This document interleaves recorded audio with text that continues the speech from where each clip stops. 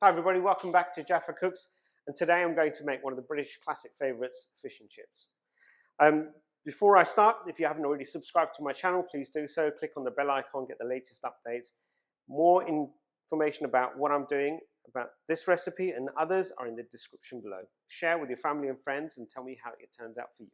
All right, so today I'm going to make a plain fish and chips with a slight added twist. Instead of using just general batter, I'm going to use rice flour and cornstarch. It just gives that batter a lighter, airier feel, a lot crispier, and it's not too heavy as well. So this is my way on how to make fish and chips. Tell me how it turns out for you. Okay, 2 steps on this fish and chips. I'm making my own chips. I'm going to fry them also in the rice flour, and they will become crispy on the outside and fluffy on the inside. For the fish, I'm going to lightly coat it in plain flour, batter it, and then fry it off. I've got some water on the hob, which is just about turned on now. I'm going to drain the water, pop the potatoes into the water, parboil them for about 5-10 minutes, take them out and fry them first. So let's get down to the batter mix. So here's my rice flour with some cornstarch. I'm just going to mix some salt and pepper just to give it a bit of a flavor. I've got some cold water that I'm going to basically use to mix the batter in. Cold water is better than warm water. It's recommended as well. I'm just going to pop this in the fridge, and I'll be back in about 5 minutes after a quick cleanup.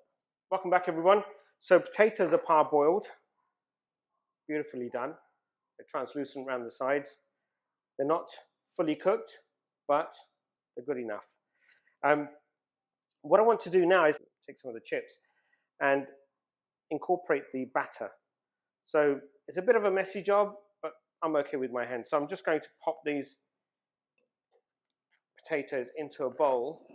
I'm just going to take some batter, basically just pour it over the chips. And then what I'm going to do is literally going to drop them into the oil. And the oil should be around about 180 degrees. Why don't I see you back at the hob, and I'll show you how this is done. See you there. Right, welcome back, everybody. So my oil is on the hob, and I'm just about to place these potatoes, which are covered in my rice flour batter. So I'm just going to pop these in. Now leave them alone for about a good couple of minutes. Some of them will clunk together, and we like it that way. However, you may like them individually, so pop them in individually if you like. So it looks like the first batch of potato chips are done. Absolutely beautiful. Look at that crisp.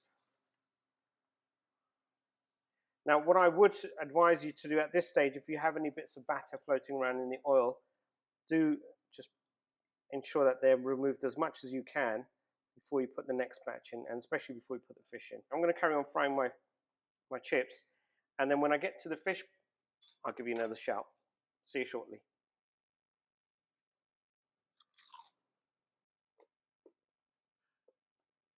Chips are beautiful. Really nice and crispy, fluffy in the middle. Now it's time for the fish. I'm just going to put that to one side. Fish basically needs to be coated in flour before we put it into batter. So it's as simple as taking a piece of fish, making sure that it's properly coated in flour. And the reason why we coat this in flour is so that when we dip it into the batter sticks to the flour itself, and then it will stay there as much as possible.